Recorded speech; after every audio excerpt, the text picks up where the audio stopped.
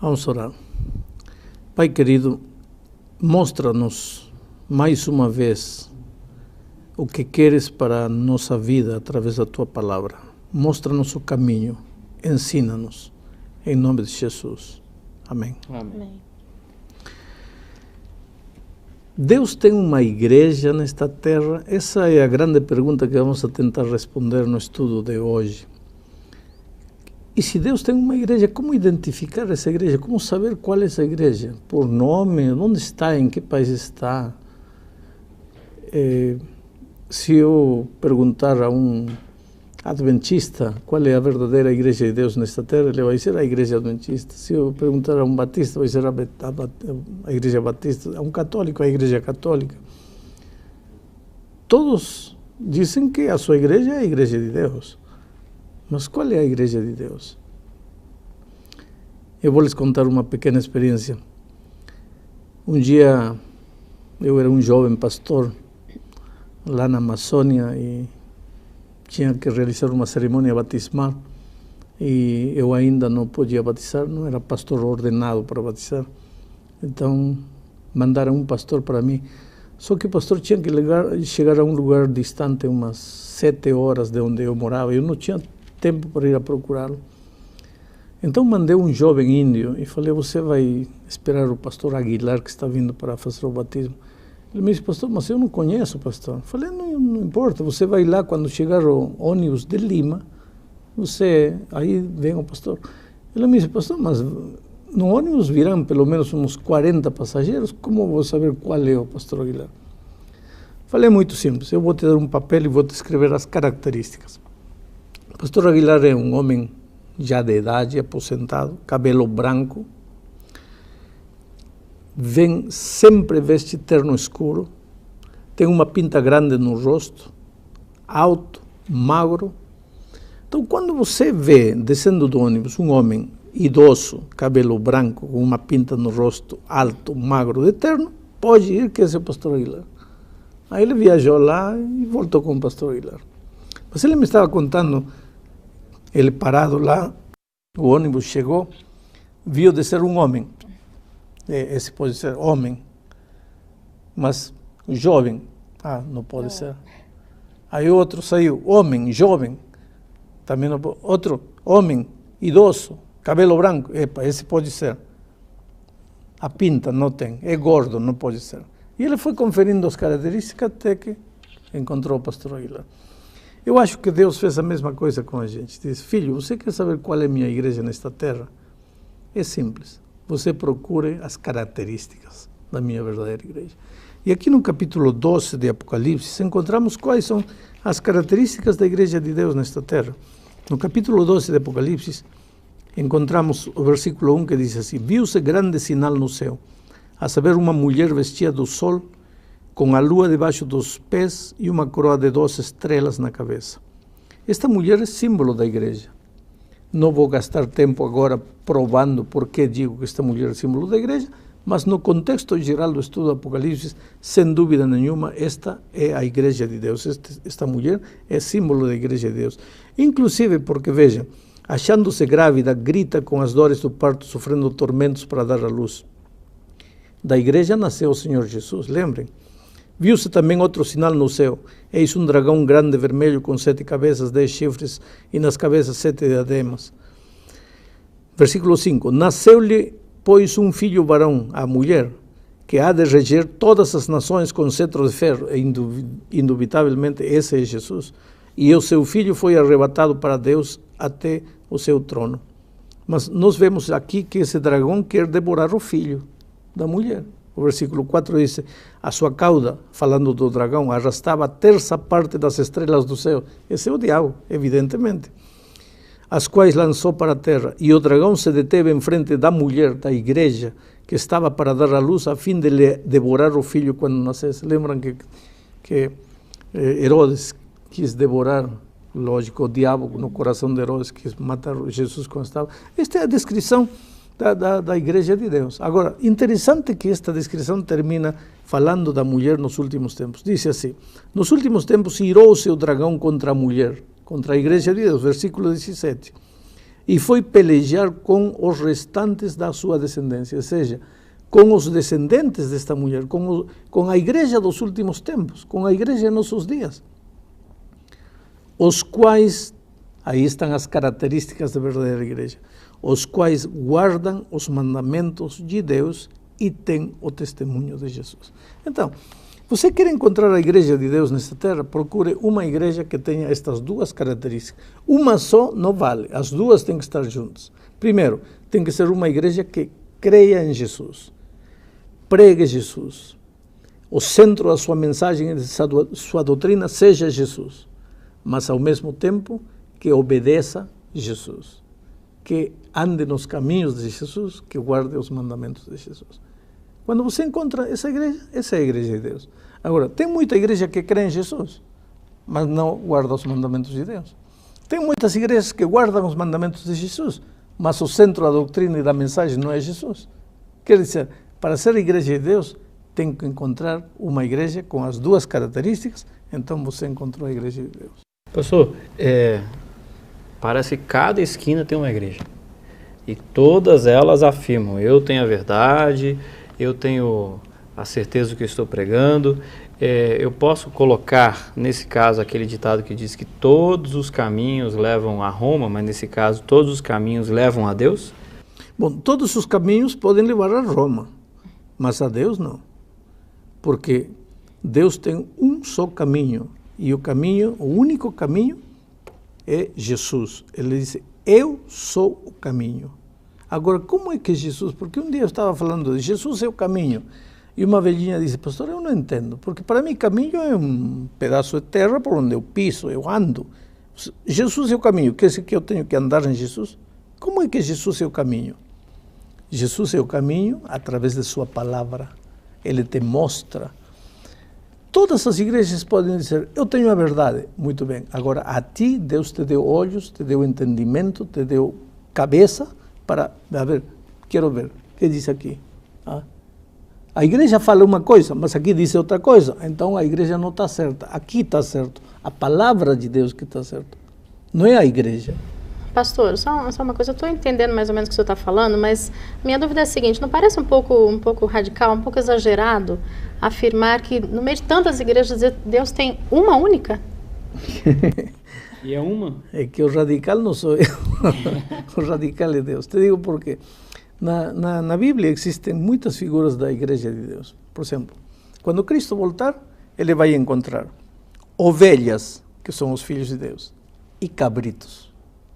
Só dois grupos, ovelhas e cabritos. Ele não encontra ovelhas, elefantes, girafas, ursos, leões, cabritos. Não. Ovelhas e cabritos, só dois grupos.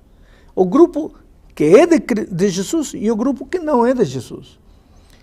Ele conta a parábola das virgens prudentes, as virgens loucas. Não tem prudentes, loucas, mais ou menos loucas, Não. Só dois grupos, prudentes e loucas. Ele usa a figura da mulher vestida de branco, igreja de Deus, mulher vestida de vermelho, igreja que não é de Deus. Ele usa a figura enfim, muitas figuras, a igreja do vale, a igreja da montanha. Só duas figuras. Na mente de Deus não há muitas igrejas. Em nossa mente há muitas igrejas. Na mente de Deus só tem duas igrejas. A igreja que é dele e a igreja que não é dele. Mas pastor, como é que a gente pode afirmar que uma igreja que está repleta de fiéis ali, sinceros, pastores que aparentemente usados por Deus realizam milagres, curas impressionantes, né? Dizer que a igreja como é que agora a gente vai dizer que aquela igreja não é verdadeira? E todas falam de Jesus. Exato. Então volto a repetir um texto que eu acho que em lições passadas já mencionei, mas este texto é chave, porque capítulo 7 de São Mateus diz assim: nem todo o que me diz Senhor, Senhor entrará no reino dos céus. Não basta dizer Senhor, Senhor. Não basta fazer milagres. Dice, aquele que faz a vontade de meu Pai que está no céu. Muitos naquele dia han de dizer-me, Senhor, Senhor, porventura não temos profetizado em teu nome não expelimos demônios, em teu nome não fizemos muitos milagres? Então eu lhes direi explicitamente, nunca vos conheci. Aí está. Não basta dizer Jesus, Jesus. Ora, se de dizer Jesus, Jesus dependesse a salvação, todo mundo estava salvo. Mas acontece que para pertencer à Igreja de Deus, tem que crer em Jesus, seguir a Jesus, amar Jesus, mas andar nos caminhos de Jesus, que é o caminho da obediência, o caminho da sua palavra escrita. Pastor, Jesus estava aqui na Terra, ou esteve aqui na Terra mais ou menos 2000 anos atrás, né? Uhum.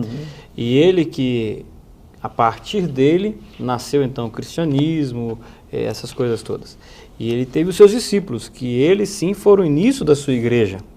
De lá para cá tem uma história, de lá para cá tem um povo, de lá para cá tem uma linha no tempo, onde algumas pessoas dizem assim, não, eu faço parte da igreja constituída por Jesus na Terra quando ele esteve aqui. Só que passaram 2000 anos. E me parece que nesse período aí outras coisas foram colocadas sem ser essas características que estão aqui. O que mais interessa? A história ou Apocalipse capítulo 12, versículo 17? Veja, quando Cristo esteve nesta terra, estabeleceu sua igreja. Aí estava a igreja de Deus. Por que era a igreja de Deus? Porque o centro da sua vida e da sua mensagem era Cristo. E porque, além disso, esse grupo de 12 obedecia aos mandamentos de Deus. Eles obedeciam tudo, está claro aí. Enquanto esse grupo, Cristo foi aos céus, deixou o grupo foi crescendo.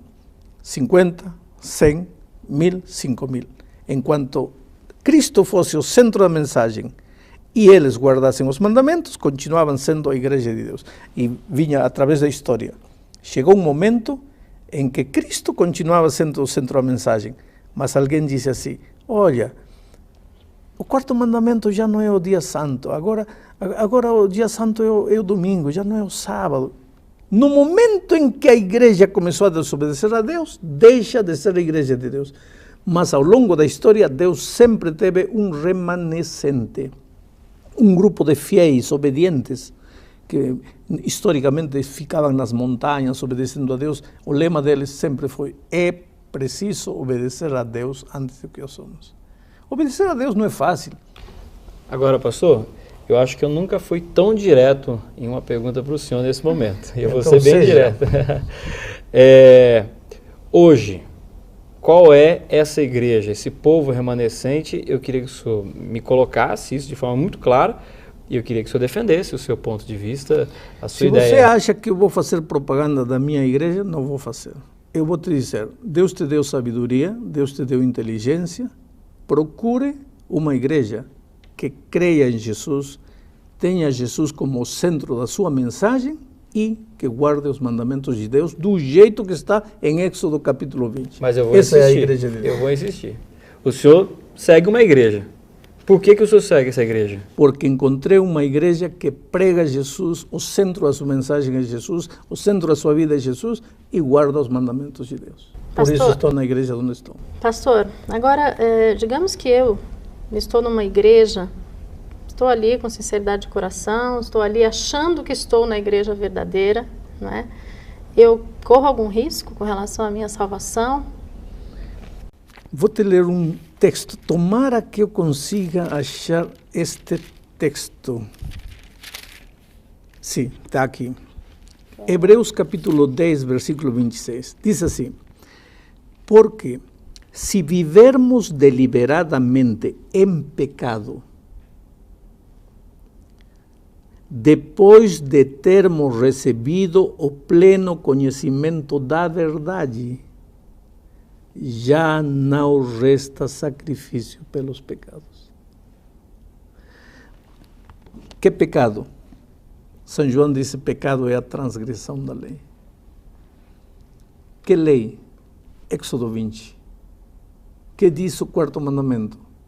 Lembra-te do dia sábado para santificá-lo. Você não guardava o sábado porque você não sabia. Então, aquele que sem lei pecou, sem lei será julgado. Mas, se um dia, diz aqui, depois de ter recebido o pleno conhecimento da verdade, você continua fazendo o que fazia, já não resta sacrifício para você. Isso é contundente. Você está dizendo que se eu ficar sabendo da verdade, né, e não mudar a tempo, eu estou perdida. Sim, porque você está sendo contumaz, está sendo teimosa, está sendo rebelde, não contra mim, sino contra a palavra de Deus. Então eu preciso ser humilde diante de Deus. E pode me parecer, um jovem universitário um dia me disse, pastor, quer dizer que toda a minha vida estive errada? Não, filho, você não estava errado, você estava crescendo. Você serviu a Deus na luz que tinha, mas agora você se confrontou com uma luz maior, vai fazer o quê com a verdade? Pastor, eu estou numa igreja, tá? Essa igreja é boa, o pastor é muito bom, a música é muito boa, eu tenho muitos amigos, minha família está ali, está 99% de acordo com essa descrição que o senhor acabou de me dizer aqui. Mas vamos supor que não guarda os mandamentos, ou pelo menos não prega, não tem como parte da sua cultura dentro da igreja ou da sua doutrina, né? Que o senhor acha que eu devo fazer nesse momento? Eu deixo tudo para trás, deixo religião, deixo a minha história, família, né, em função de uma nova descoberta, por exemplo? Quando Cristo esteve nesta terra, disse, aquele que não deixa pai, mãe por causa de mim, não é digno de mim. Na vida a gente tem que tomar decisões. Outro dia eu entrei no avião e uma menina chorava e chorava e chorava. Eu falei, mas por que você chora? Porque não quero ir. Estava indo para os Estados Unidos. Falei, então por que está indo? Não, porque não quero ir, estou deixando meus amigos, meu namorado, meus pais. Então para que está indo se não quer ir? Não, porque tenho que estudar. E para que vai estudar? Não, porque quero uma profissão. Então ela estava chorando, deixando o namorado, deixando o pai, deixando o filho, porque queria uma profissão. Oh, querido, você não está querendo uma profissão, você está querendo a vida eterna. Não é que a obediência te dá a vida eterna, a salvação é pela graça, mas se você quer permanecer na experiência da salvação, precisa permanecer no caminho da obediência. E muitas vezes vai ter que sacrificar namorado, namorada, pai e filho para ser fiel a Deus. É menester obedecer a Deus antes que aos homens. Pastor, uma dúvida. O senhor teria alguma explicação, não sei se há alguma base bíblica para isso, para essa quantidade enorme de igrejas que têm aparecido atualmente? Sabe por que existe tanta igreja? Abrem a Bíblia e dizem assim, aqui diz branco. Mas pode ser verde. Aí aparece a igreja do verde. Aí outro abre. Aqui diz branco. Mas pode ser azul. Aparece a igreja do azul. Outro, branco. Mas pode ser marronzinho. Aparece a igreja marronzinho. Outro, amarelo. Mas pode... Sim, vai aparecer tantas igrejas quanto tantos seres humanos há. Por quê? Porque ninguém quer fazer o que Deus diz. Cada um quer fazer o que Ele quer. O senhor diria que essa quantidade enorme de igrejas, de doutrinas diferentes, enfim... é uma tentativa, talvez, do ser humano de adaptar a Bíblia às suas vontades? Exato. Não é fácil guardar o sábado. Então vamos mudar. Espera um pouco. Você vai buscar uma religião onde tudo seja fácil, onde tudo seja bonito, onde tudo se adapte às tuas necessidades. Espera. É você que tem que se adaptar à vontade de Deus ou é Deus que tem que se adaptar à tua vontade? Chegamos ao fim do estudo e eu gostaria de dizer para você que está me ouvindo que talvez este seja um dos estudos mais difíceis, mais duros para você. Não é fácil para mim dizer alguns conceitos como tenho dito hoje, mas querido, por cima de tudo eu sei que Deus te ama e que você é uma pessoa maravilhosa, sincera. Eu não teria direito de ferir teus sentimentos e gostaria que o Espírito de Deus te alcance, a mão maravilhosa de Deus cure tuas feridas. E se você está no vale da decisão e precisa tomar uma decisão, levante-se. Caminhe com fé em direção de Jesus. Deixa que Ele te leve. Deixa que Ele te conduza. Com certeza Ele é teu pastor. Ele vai te levar por pastos verdejantes. Vai te levar a fontes de águas tranquilas. E finalmente Ele vai te fazer entrar pelas portas celestes da cidade eterna. Que Deus te abençoe.